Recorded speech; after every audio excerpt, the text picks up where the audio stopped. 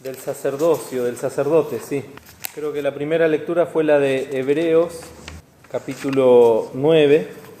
Precioso el libro de los Hebreos, lo venimos estudiando en la Cena del Señor, como Pablo toma lo que pasó en el Antiguo Testamento y lo lleva a la experiencia del cristiano y nos pone a Cristo como sobre todas las cosas, como el sumo sacerdote o el pontífice.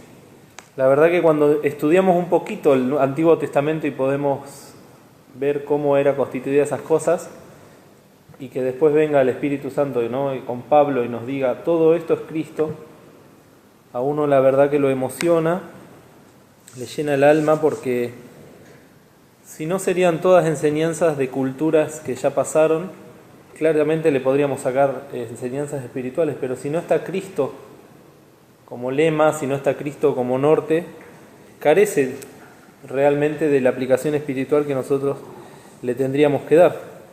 Por eso ahí la lectura del día 7 de junio empieza diciendo, ¿no? Mas estando ya presente Cristo, pontífice de los bienes que había de venir, por el más amplio y más perfecto tabernáculo, no hecho de manos, es a saber, no de esta creación, y no por sangre de machos cabríos ni de becerros, mas por su propia sangre, entró una sola vez en el santuario, habiendo obtenido eterna redención.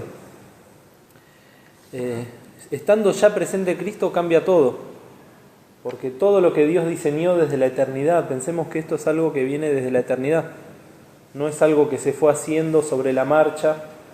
Bueno, justo pasó que Jacob fue a Egipto y se terminó quedando ahí porque José era el príncipe de Egipto, y justo pasó que empezaron a crecer, y justo pasó que vino un faraón que no conoció a José ni a su pueblo.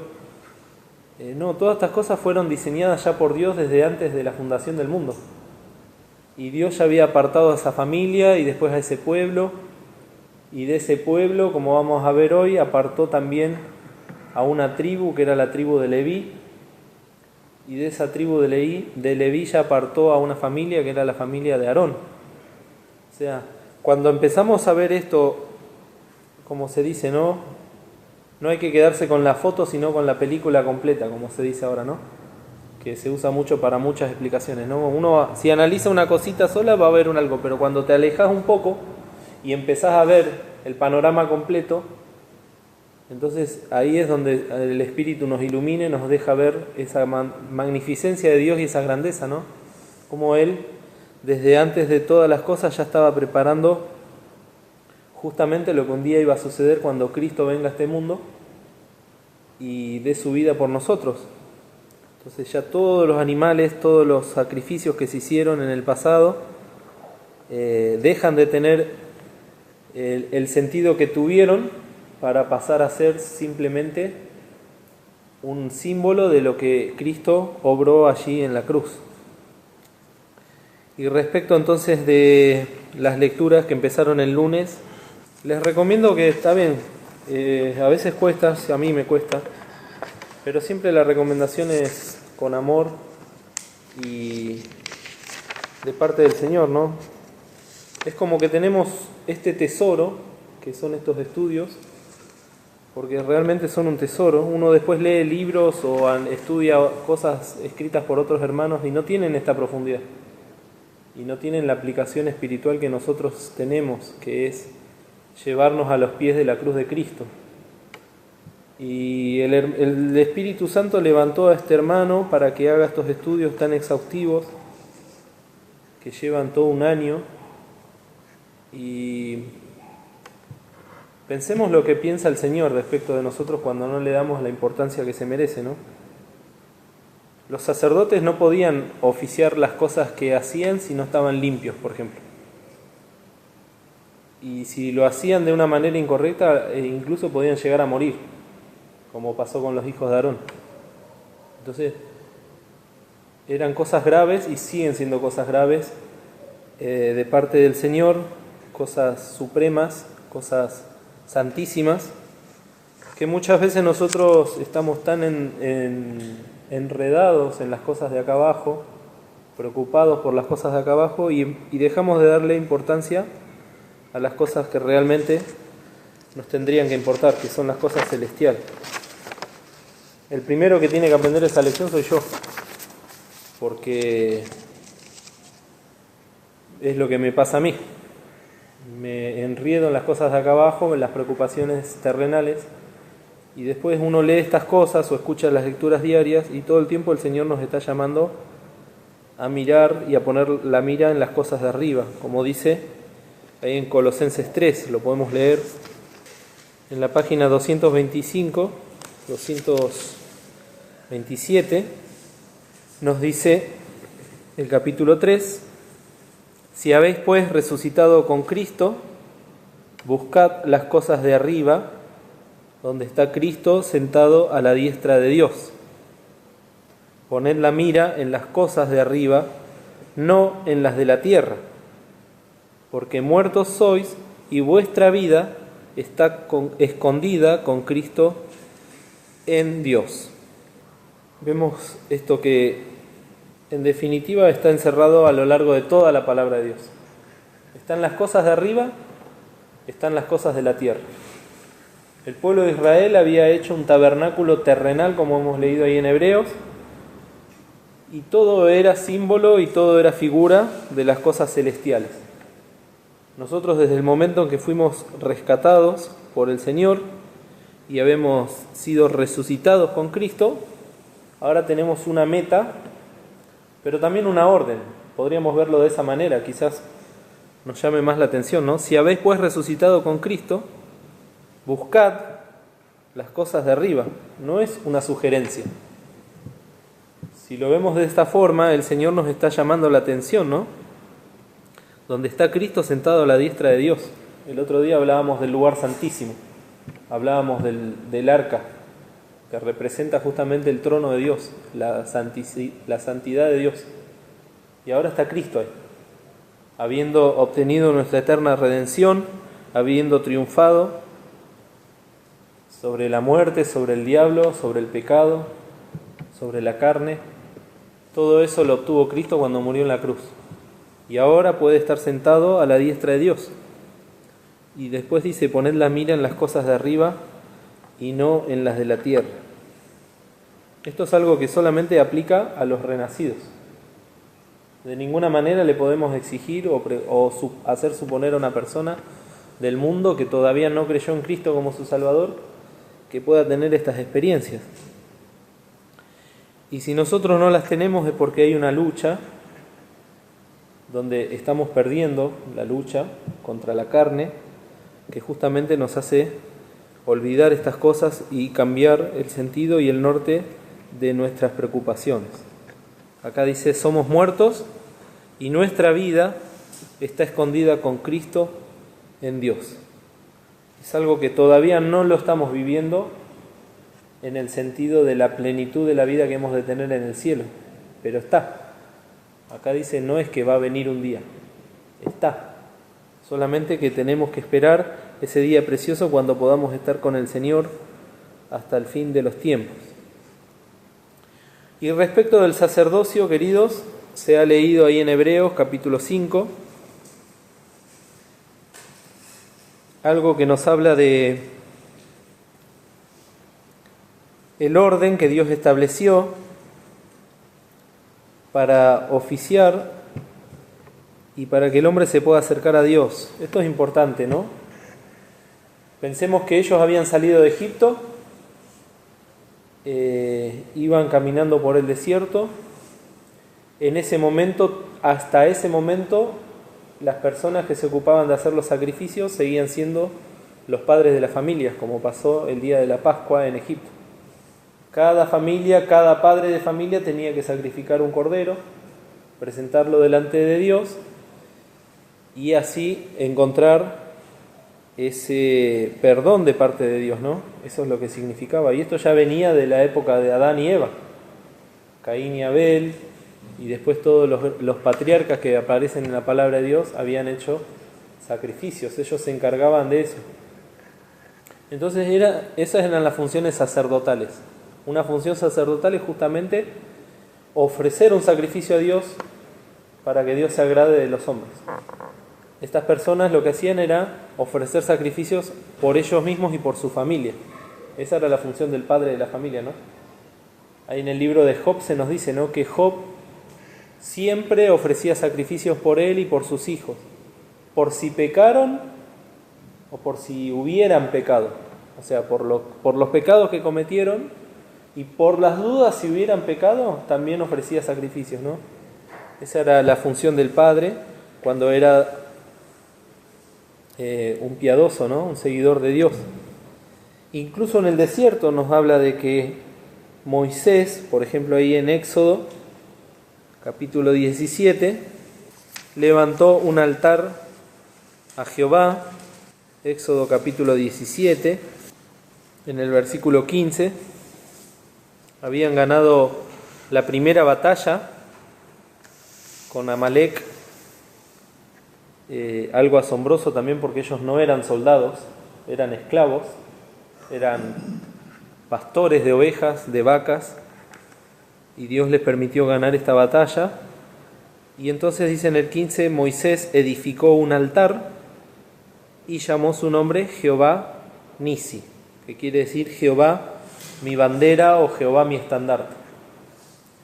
Y el altar era nada más y nada menos que un lugar donde se ofrecía sacrificio a Dios. Vimos cuando Noé bajó del arca, lo primero que hizo es poner un altar y sacrificar un animal en ofrenda de olor suave a Dios. Y en el capítulo 24 de Éxodo, los versículos 4 y 5, dice: y Moisés escribió todas las palabras de Jehová, y levantándose de mañana edificó un altar al pie del monte, y 12 columnas según las 12 tribus de Israel. Y envió a los mancebos de los hijos de Israel, o sea, a los más jóvenes, los cuales ofrecieron holocaustos y sacrificaron pacíficos a Jehová, becerros. ¿Quiénes hicieron en este caso los sacrificios? Moisés, ¿y quiénes más? Y los mancebos. Esto fue la última vez, por decirlo de alguna manera, que las personas comunes del pueblo de Israel le fue encomendado, le fue permitido ofrecer sacrificios a Dios. Sacrificaron pacíficos a Jehová, becerros. ¿Por qué digo que es la última vez? Porque después Dios instituye el sacerdocio, después de que ya estaba hecho todo el altar que estuvimos viendo la semana pasada y todo lo que tiene que ver con el tabernáculo.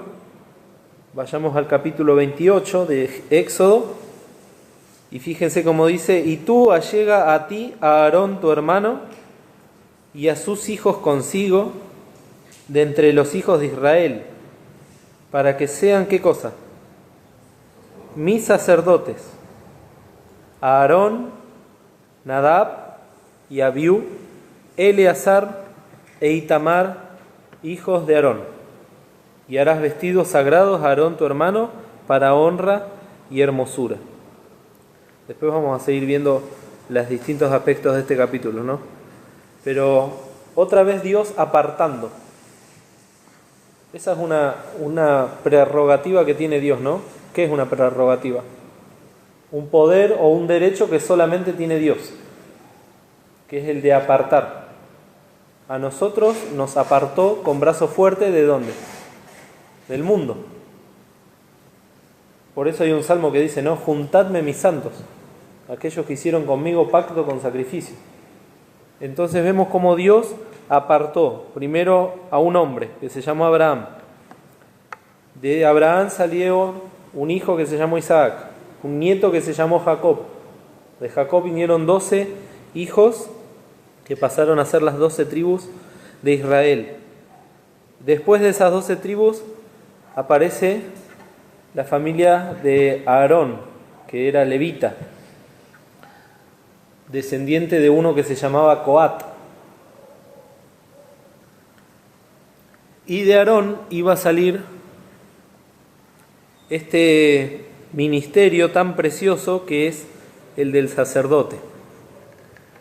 El otro día decíamos, ¿no?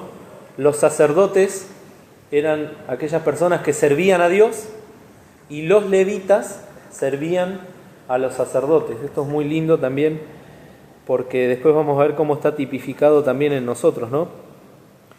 Este ministerio. Y es precioso como Aarón ya tenía estos 4 hijos varones que hasta ese momento todavía no habían tenido descendencia, y Dios ya los había consagrado para el sacerdocio. Ellos eran los únicos que tenían ahora el privilegio, pero también la responsabilidad de ofrecer los sacrificios a Dios. Ellos tenían que tener un cuchillo, por ejemplo, para poder ofrecer a los animales en el altar. Y no lo podía hacer nadie más. La primera vez, como ejemplo, nos dice el Éxodo que lo hizo Moisés, pero después ya quedó instituido en Aarón y en sus hijos este trabajo y esta obra tan importante, ¿no? Y si nos ponemos a pensar quién era Aarón, ¿no? Era una persona común y corriente, como dice de Elías, sujeta a semejantes pasiones que nosotros. Era la misma persona que un tiempo atrás había hecho el becerro de oro, cuando Moisés todavía estaba en el monte. En un momento con María, la hermana de Moisés, también lo cuestionaron, pecaron contra Dios, pero en todas las oportunidades que pecó Aarón y que quedó registrado en la palabra de Dios, se humilló, se arrepintió, Dios lo perdonó y después lo consagró para este ministerio tan precioso, ¿no? Y esto nos habla a nosotros también, de nuestra experiencia espiritual de parte de Dios, porque ¿quién de nosotros no puede decir que es pecador? Pablo decía, ¿no? Palabra fiel y digna de ser recibida de todos, que Cristo Jesús vino al mundo, ¿para qué? Para salvar a los pecadores, de los cuales yo soy el primero, decía Pablo. Y aún Pablo, siendo pecador, perseguidor de la iglesia y asesino, ¿cómo lo usó Dios? ¿Cómo Dios lo pudo usar para tan grandes ministerios? Lo mismo pasa con Aarón. Aarón pasó a ser, de todos los sacerdotes, que eran parientes de él, porque eran sus hijos y los hijos de sus hijos, Aarón iba a ser el sumo sacerdote, el principal de los sacerdotes. Esto también nos tiene que ir quedando en la mente, en el corazón, que no había muchos sumos sacerdotes, había uno solo, o pontífice, ¿no? En este caso el primero fue Aarón. Después de que Aarón moría, ese privilegio pasaba a ser tomado por su hijo mayor, y así de generación en generación. Hace un instante habíamos mencionado algo que pasó con los 2 primeros hijos de Aarón, ¿se acuerdan? ¿Qué pasó? Murieron. ¿Por qué murieron? ¿Cómo? Una de las funciones que tenía el sacerdote era encender las lámparas que estaban dentro del tabernáculo. Y también el incienso, que era el sahumerio, ¿no? Bueno, eso lo había encendido Dios la primera vez. Y tenía que permanecer siempre encendido. Ellos tenían que encargarse de que nunca se acabe el aceite de las lámparas. Bueno, alguna vez el pastor predicó respecto de esto, ¿no? Si uno se pone a leer detalladamente, estos 2 hombres se llamaban Abiud y Nadab, que eran los 2 hijos mayores, fueron y llevaron fuego extraño que Dios no les mandó que llevasen, y el mismo fuego los consumió. Entonces, de 4 personas que tenían que fundar un linaje sacerdotal, del cual saldrían muchos sacerdotes, ya quedaron 2. Recién, inmediatamente al principio de la institución del ministerio, ¿no? Porque no lo hicieron debidamente, no lo hicieron en el espíritu. Hicieron algo que Dios no les mandó. Esto nos habla también de las obras de la carne, ¿no? ¿Qué va a pasar con las obras de la carne en el tribunal galardonador? Van a ser quemadas, ¿no? Madera, heno y hojarasca. Son cosas que Dios no aprueba ni las va a aprobar nunca, por más que nosotros las revistamos de caridad o de piedad, pensemos que estamos haciendo cosas para Dios, Dios no las aprueba. Hay muchas veces que la palabra de Dios dice, ¿no? ¿Cuándo yo los mandé a hacer esto? ¿Cuándo yo les pedí que hiciesen tal cosa? En otra oportunidad, cuando es la rebelión de Coré y de los hijos de Coré, ellos habían sido consagrados, ¿no?, para servir en las cosas del Señor porque eran levitas, pero querían ser más de lo que Dios les había mandado hacer, de lo que les correspondía. Ellos anhelaban tener el ministerio de Moisés y de Aarón. Y miren la excusa que ponen, ¿no? Después búsquenlo y léanlo, que es muy fuerte. ¿Nosotros no tenemos también el Espíritu Santo en el corazón?, decían ellos. Podemos hacer lo mismo que hace Moisés o que hace Aarón. Y esto es algo fuerte porque Dios dice que también los mató. ¿Se acuerdan cómo murieron? Fue muy impresionante también. ¿Qué pasó? Se los tragó literalmente la tierra, ¿no? Esa frase que muchas veces decimos nosotros, trágame tierra. Bueno, se abrió la tierra y los devoró. Y Moisés dice que se agarraba al rostro, ¿no?, cuando escuchó esas palabras porque sabía la que se venía. Y eso también en estos tiempos nos habla mucho de los dones espirituales, de los ministerios, de la capacidad, ¿no? Estas cosas que le escribió el hermano. Yo he escuchado hermanos decir, yo tengo el mismo Espíritu Santo que tenía Armando, que tenía Juan Pedro Marino, no tengo que leer esto porque el Señor me va a guiar de la misma manera, y no. Por algo el Señor levantó estos siervos para que nos guíen al Señor en un aspecto que muchas veces nosotros pasaríamos de largo. Por eso les vuelvo a decir que es importante que leamos y apreciemos estas cosas que nos han llegado. Y que cada uno el Señor lo puso en un lugar para que ejerza ese lugar. Entonces tenemos este llamado, esta honra, fíjense, ¿no?, el versículo 2 del 28 que leímos. Y harás vestidos sagrados a Aarón, tu hermano, ¿para qué? 28:2. Honra y ¿qué más? Hermosura. La honra es algo que solamente la puede dar Dios. Ellos estaban siendo honrados por Dios para ser sacerdotes. Y también hermosura, ¿no? No solo la hermosura física, sino lo que Dios veía. Esa hermosura que solamente la puede apreciar Dios, que es la hermosura espiritual y que es la que busca también de cada uno de sus hijos. Hay muchos pasajes que nos hablan de esto, ¿no? De la honra y de la hermosura que desea ver Dios en nosotros. La semana pasada hablábamos de los olores, ¿no? Del incienso, de las ofrendas, ese olor que era para Dios agradable y suave, y también mencionábamos el olor que produce el pecado, hablando de esas cosas que a Dios no le agradan. Bueno, todas esas cosas eran honrosas. Esa honra que realmente, como decíamos recién, es inmerecida también. Porque si nos ponemos a analizar el prontuario, el currículum de Aarón, de ninguna manera tendría que estar él siendo consagrado como sumo sacerdote, y sin embargo Dios lo honró de esa manera, ¿no? Eso nos habla de la gracia de Dios. Nosotros también, siendo pobres y miserables pecadores, ahora hemos sido rescatados, hemos sido restaurados, y ahora Dios nos está viendo de una manera distinta, porque somos honrados, tenemos la honra de ser hijos de Dios. Y así es como Dios nos ve, ¿no? Con esa hermosura con la cual veía a su Hijo Jesucristo. El sacerdocio entonces es una institución que Dios obró en estas personas, en esta familia, y que a partir de ese momento ya tenía que quedar así de generación en generación. Lamentablemente después, antes de que sea lo del exilio, dice que eran tantos ya los sacerdotes, los descendientes de estos dos hijos que habían quedado de Aarón, que David, el rey David, tuvo que reorganizar el sacerdocio y estableció, ahora no me acuerdo, creo que eran 24,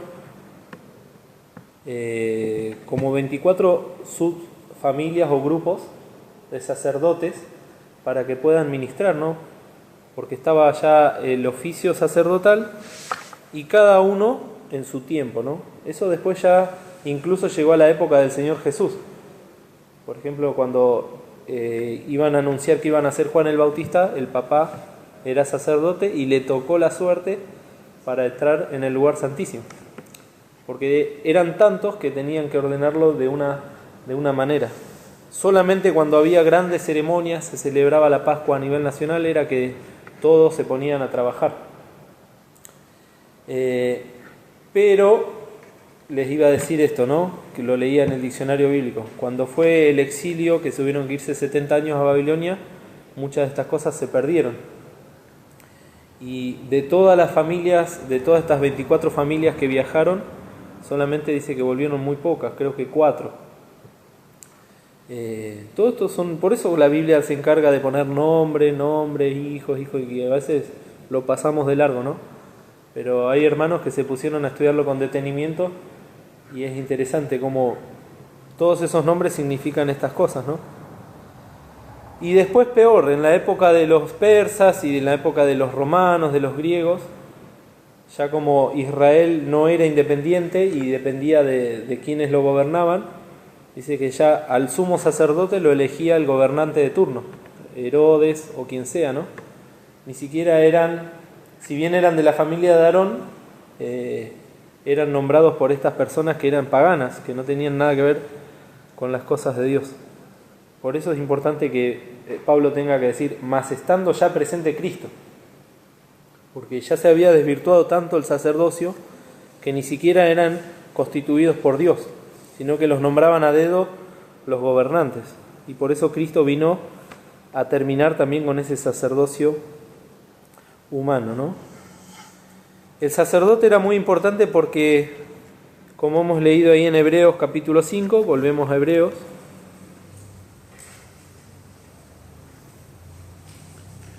era la persona que se tenía que poner delante de Dios con el pueblo detrás, o sea, entre medio del pueblo y de Dios. Las personas tenían la obligación de llevar, por ejemplo, los animalitos para que sean ofrecidos a Dios. Eso se encargaba a las familias. Dice Dios que aquellas personas que no tenían el dinero suficiente para traer una cabra, una vaca, una oveja, podían traer una palomita, 2 palomitas, o podían traer también harina, con el cual se hacía después las ofrendas, o los presentes, o las libaciones. También hay que decir que había 2 clases de sacrificios importantes. Estaban los sacrificios que se hacían para pedir perdón a Dios por los pecados, ya sea por los pecados de uno o del pueblo, y estaban los sacrificios que se llamaban de presentes, que eran para dar gracias a Dios. Nosotros tenemos esos 2 tipos de oraciones hoy en día, ¿no? Oramos a Dios para pedir y oramos a Dios para agradecer. Generalmente, ¿qué es lo que más abunda? ¿O lo que más prevalece? Pedir. Pedimos. ¿Y cuántas veces nos olvidamos de agradecer, de alabar y de hacer ese sacrificio del presente que se llamaba, ¿no? Después lo pueden leer ahí en Levítico capítulo 6. Estaba la ley del holocausto o la ley del altar, donde se sacrificaban por los pecados, y también estaba la ley del presente, ¿no? Que también se sacrificaba o se llevaban estos alimentos, pero tenían esa función, ¿no?, de agradecer. Los verdaderos judíos, los que realmente amaban a Dios, no se olvidaban de que Dios los sacó de Egipto, de que los había hecho un pueblo soberano, de que tenían las leyes, de que tenían la presencia de Dios con ellos mismos, ¿no? Esa presencia que era... nadie la podía ignorar. ¿Por qué? Porque de noche tenían una gran columna de fuego arriba de sus cabezas y de día una gran nube que los protegía del sol, o sea, era ineludible. Así todo había gente que la ignoraba, o que la menospreciaba, o que la despreciaba directamente, ¿no? Y esto hoy en día también nos habla a nosotros. Tenemos el Espíritu Santo en el corazón, que arde como una antorcha, que nos protege, como lo hacía la nube, Y sin embargo, ¿cuántas veces olvidamos que lo tenemos? Nos acostumbramos, se produce ese acostumbramiento, nos acostumbramos a ser hijos de Dios, nos acostumbramos a que la gracia sobrepuja el pecado, nos acostumbramos a tantas cosas, ¿no? Y entonces Pablo tiene que decir, despiértate, tú que duermes, y te alumbrará Cristo. Bueno, todas estas cosas, ¿no? Y decía de Hebreos capítulo 5. El pontífice era tomado de entre los hombres, era una persona pecadora, pero era constituido a favor de los hombres en lo que a Dios toca, en las cosas que corresponden a Dios, para que ofrezca presentes, como decíamos recién, los presentes eran para dar gracias y los sacrificios por los pecados. Y tenía una particularidad, o tenía que tener una particularidad también, que se pueda ¿qué? Compadecer de los ignorantes y extraviados, pues que él también está rodeado de flaqueza. Algo fundamental, ¿no? Que tenía que tener el sacerdote, ¿no? Ellos tenían que poner muchas veces las manos sobre los animales, orar, pedir perdón, y todo eso primeramente por ellos mismos, porque ellos estaban rodeados de flaqueza.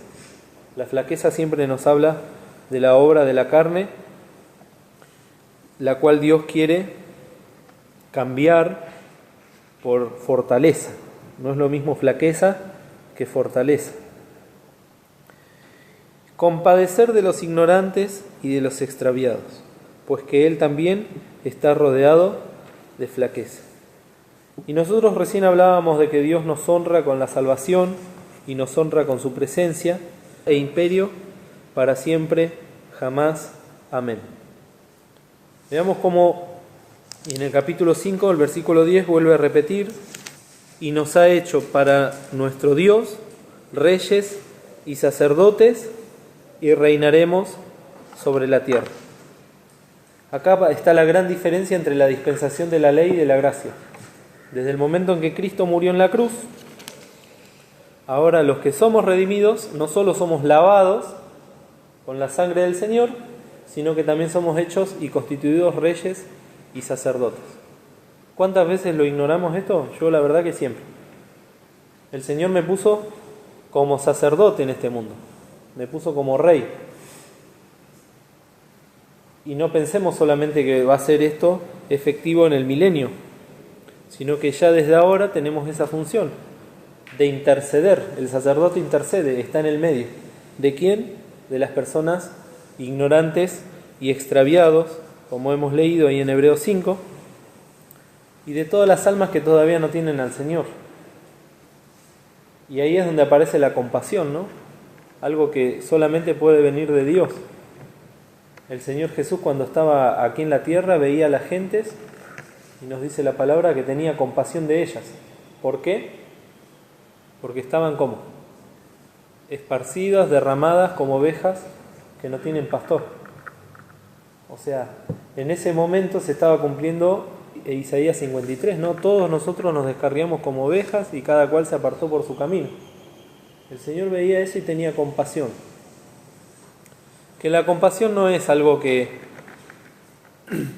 humanamente hablando, puede tener una persona sintiéndose superior a otra. La compasión, en los términos que Dios expone, es justamente entender a la otra persona que es tan pecadora como yo, pero que todavía no tiene a Cristo en su corazón. Entonces, yo por gracia soy salvo porque creí, porque el Espíritu me habló, y a esa persona todavía le falta escuchar el Evangelio, le falta aceptar a Cristo. Entonces la compasión tiene que ver con eso, ¿no? Cómo el Señor nos puede guiar a esa obra tan linda. Volvamos a Hebreos, por favor, en el capítulo 7, donde se nos habla del Señor Jesús nuevamente. Es largo, pero solamente vamos a leer el 24 a 26. Todo el capítulo 7 se podría leer del sacerdocio de Cristo, pero nos dice el 24, ¿no? Hebreos 7, 24. Mas por cuanto permanece para siempre, siendo eterno, tiene un sacerdocio inmutable, un sacerdocio que no cambia, que no varía, que no tiene flaquezas, no tiene puntos débiles, y por eso, dice, puede también salvar eternamente a los que por él se allegan a Dios. Tiene la particularidad el Señor de salvarnos eternamente y también, y esto es importante, viviendo siempre ¿para qué? Para interceder por ellos. Esto es algo que leí en el diccionario bíblico, la explicación de esto, y me llamó la atención, porque la figura del sumo sacerdote en el Antiguo Testamento es figura exclusivamente del Señor Jesús. Por eso Pablo va a desarrollar todo esto del pontífice, ¿no? Era el principal de los sacerdotes. Y los sacerdotes, los hijos de Aarón y su descendencia, figura de los creyentes, de los cristianos, de nosotros. Por eso nosotros somos constituidos reyes y sacerdotes. Pero hay un solo pontífice que es nuestro Señor Jesucristo. Y el Señor como sumo pontífice, acá dice viviendo siempre para interceder por ellos. Está hablando que está intercediendo por nosotros. El Señor está ahora mismo obrando como un abogado, como un intercesor. Esto está a lo largo de muchos textos de la palabra de Dios, ¿no? Aún en el Apocalipsis dice que el enemigo de nuestras almas, el diablo, de día y de noche está acusando a los hermanos, el dragón. O sea, son dos tareas incansables. Por un lado de la de Satanás acusándonos delante del Padre. Mirá lo que hizo, te voy a hacer ejemplo, ¿no? Mirá lo que está haciendo César. Mirá, los viernes va al geriátrico y mirá lo que hace los sábados. Y así con cada uno de nosotros, ¿no? El diablo siempre de día y de noche acusando. Y el Señor siempre de día y de noche intercediendo. Y esto ya empezó en el Getsemaní, con la oración del Señor ahí en San Juan 17, ¿no? Tan famosa y tan conocida. Y fíjense esta particularidad, ¿no? Que les iba a decir, que lo leí en el diccionario. El Señor estaba orando por nosotros, parece obvio, ¿no? No estaba orando por el mundo. No te ruego por el mundo, sino por los que me diste. El Señor oficia de sumo sacerdote por la iglesia. Y por nosotros es que intercede de día y de noche. La iglesia tiene que oficiar de sacerdote para con el mundo. Por eso tenemos esta función tan importante de llevar a las almas a los pies de Cristo, de orar por las almas para que conozcan al Señor. Pero el Señor como sumo sacerdote está cumpliendo esa tarea tan importante de interceder por nosotros en el cielo, ¿no? Si quieren lo podemos leer ahí en San Juan capítulo 17, el 9. Yo ruego por ellos. Como sumo sacerdote, el Señor ruega por nosotros. No ruego por el mundo, sino por los que me diste, porque tuyos son. Y así podríamos leer, ¿no? El versículo 15. No ruego que los quites del mundo, ruego que los guardes del mal. El Señor intercediendo por nosotros. No son del mundo como tampoco yo soy del mundo. Santifícalos en tu verdad. Tu palabra es verdad. El Señor intercediendo por nosotros. Por eso se le llama la oración sumo sacerdotal o la oración intercesora. Porque el Señor ya en la tierra, en el Getsemaní, en el huerto de las olivas, estaba haciendo de sumo sacerdote. Y aun cuando estaba en la cruz, ¿se acuerdan lo que decía? Padre, perdónalos, porque no saben lo que hacen, ¿no? Ese amor y esa compasión del Señor en el momento de más sufrimiento y de más dolor, estaba compadeciéndose y perdonando a aquellos que le hacían mal, porque sabía que de ahí iba a salir la iglesia de Jesucristo. Hay muchas enseñanzas de los sacerdotes. Se nos habla de que tenían que ser perfectos. Esto es algo que hoy en día, en la época en la que no se puede discriminar estaría mal visto, ¿no? Pero no tenían que tener defectos ni manchas, no tenían que tener una vida indecorosa, tenían que casarse con una sola mujer, que tenía que ser o virgen o viuda, no podían tomar alcohol, bueno, un montón de cosas que están detalladas en el Antiguo Testamento, porque eso nos habla de la importancia que tenía para Dios el sacerdocio, ¿no? Ellos eran los que oficiaban todos los actos de culto, ofrecían los sacrificios, mantenían el fuego sagrado en el altar, eso después lo pueden leer en Éxodo capítulo 30. También amasaban y cocinaban los panes de la proposición, esos panes que estaban después en la mesa del propiciatorio. Y no, el propiciatorio era la tapa del altar, en la mesa de los panes de la proposición, ¿no? Y después, en base a eso, también se alimentaban, o sea, todas las cosas estas eran figuras muy hermosas que nos hablan de la obra de Cristo, ¿no? Que ya las hemos mencionado también la semana pasada. Y tenían la función también de instruir al pueblo con respecto a la ley de Dios. Primero la tenían que aprender, y después los sacerdotes eran los encargados de enseñarla, ¿no? Está ese texto y ese pasaje tan lindo de la época de Nehemías, ¿no? Cuando volvían después de estar tantos años en Babilonia, y ya la gente ni siquiera hablaba hebreo, a ese punto era. Entonces se leía la ley y nadie entendía nada, porque ellos hablaban ya otro idioma, hablaban arameo, hablaban persa, lo que sea. Y los sacerdotes que se habían preparado toda la vida para esto tenían que traducir y tenían que enseñarle al pueblo las cosas que se habían olvidado por estar tantos años en el cautiverio, ¿no?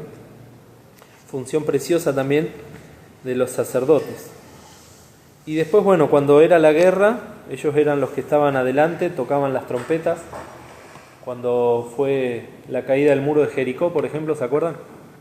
Tenían que ir con las trompetas, llevar el arca. Dieron 7 vueltas durante 7 días. El 7º día dieron 7 vueltas el mismo día. Y cuando tocaron las trompetas, dice que todas las murallas de Jericó cayeron a plomo. El sumo sacerdote, figura de Jesucristo, era el único que podía entrar en el lugar santísimo. Y es precioso también cómo Dios consagró a Aarón como sumo sacerdote. Primeramente fue lavado, después fue ungido. Ungido quiere decir que derramaron aceite sobre su cabeza, hablando de la obra del Espíritu Santo, ¿no? El ungimiento que nosotros hoy en día tenemos es ese, el Espíritu Santo derramado en nuestros corazones, como dice ahí en Romanos capítulo 5. Y después eso le permitía a Aarón acercarse a las cosas de Dios. Y a sus hijos, a los sacerdotes, también dice que tuvieron que primeramente esperar el sacrificio y ser rociados con sangre antes de ser ungidos. Esto nos habla de que nadie puede servir a Dios ni ser ungido del Espíritu Santo si primeramente no pasa por el sacrificio de Cristo, por el derramamiento de su sangre. Cosas muy preciosas, ¿no? Y las vestiduras del sacerdote. Después, si tienen tiempo, allá pegué el otro día un folleto que tiene los distintos elementos del santuario y también las vestiduras del sacerdote, del sumo sacerdote principalmente, ¿no? Cada color tenía piedras preciosas, tenía oro, tenía lino. ¿Se acuerdan que el lino era una planta que se tiene que machacar? Y el lino habla de pureza, o sea, de santidad. Y incluso aparece en Apocalipsis, fíjense, muy precioso, porque no solo el sumo sacerdote vestía de lino, sino también los sacerdotes. Y si el sumo sacerdote es figura de Cristo, nosotros somos representados por los sacerdotes. Fijémonos en Apocalipsis 19, el versículo 8. El 7, miren, las bodas del Cordero.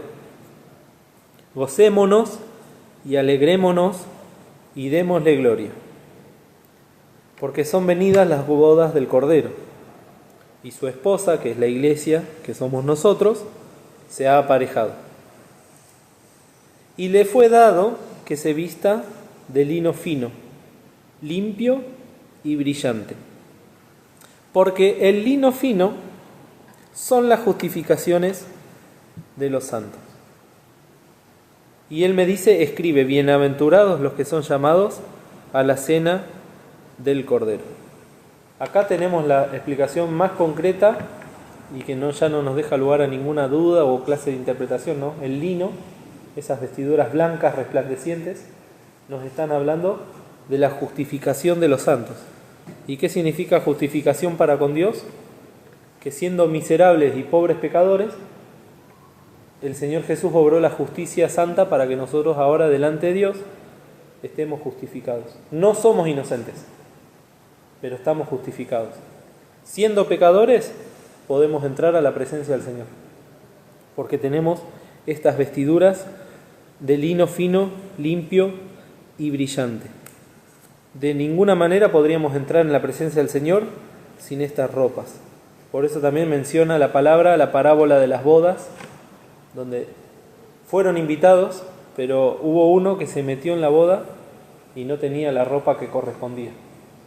Eso nos habla de que no quiso entrar sin pasar por la obra justificatoria de nuestro Señor Jesucristo en la cruz del Calvario. Los colores de las telas que tenía que usar el sacerdote, ¿no? El cárdeno, que era una tintura muy especial que se usaba para teñir la ropa y que daba un azul oscuro. Estuve investigando un poquito, ¿no? Se tenían que conseguir unos moluscos, unas almejas especiales en el Mar Muerto, y de ahí, de esa almeja, tenían que sacar una glándula, de esa glándula tenían que extraer el tinte, que al principio era incoloro, pero con el tiempo después iba tomando un color azul. O sea, eran todas cosas que tenían mucho de lo que se llama ahora en economía valor agregado. No era algo que lo podía tener cualquiera. La gente se vestía como podía, y los reyes, en este caso los sacerdotes, tenían la posibilidad de tener ropa teñida de azul, o teñida de púrpura, o teñida de carmesí. El carmesí es el rojo que hasta el día de hoy se usa. ¿Qué animalito se usa? La cochinilla, ¿no? Creo que le dicen. Que son unos bichitos que hasta el día de hoy los siguen usando, que se usan en los colorantes y esas cosas. Por eso los veganos, por ejemplo, no consumen determinadas cosas que tienen ese colorante, porque se usa a partir del sacrificio de estos bichitos. Bueno, todas cosas carísimas que tienen enseñanzas, ¿no? El azul del cielo, el púrpura del rey, el carmesí o el rojo de la sangre de Cristo. Todas cosas que nos hablan de nuestro Señor, ¿no? Yo los invito a que vuelvan a repasar las lecturas, porque ahí el hermano fue desarrollando cada tema y van a ver que van a encontrar en ellas alguna palabra que el Señor tiene para nuestras vidas. Que el Señor nos bendiga.